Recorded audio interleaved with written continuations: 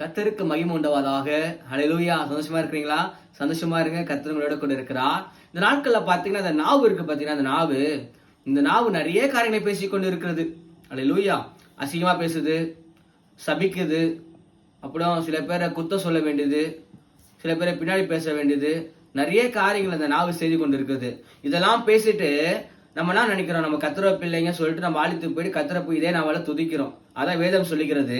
யாக்கோபு 1 26 சொல்லுகிறது, உங்களில் ஒருவன் தன் நாவை அடுக்காமல் தன் இதயத்தை வஞ்சித்து தன்னை தேவபக்தி உள்ளவன் என்று எண்ணினால் அவனுடைய தேவபக்தி வீணாய் இருக்கும்.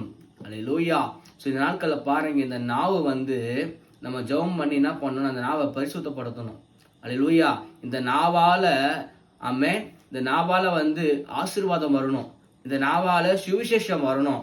இந்த நாவால அநேக பேரை நம்ம என்ன பண்ணலாம், கர்த்தர் சுவிசேஷத்தை சொல்லி மாத்தலாம். இந்த நாவு தேவன் அதுக்காக தான் நம்மளுக்கு கொடுத்திருக்கிறார். அல்லேலூயா. இந்த நாட்கள்ல முழங்கால் போட்டு ஜெபம் பண்ணி இந்த நாவை என்ன பண்ணுங்க, பரிசுத்தப்படுத்துங்க.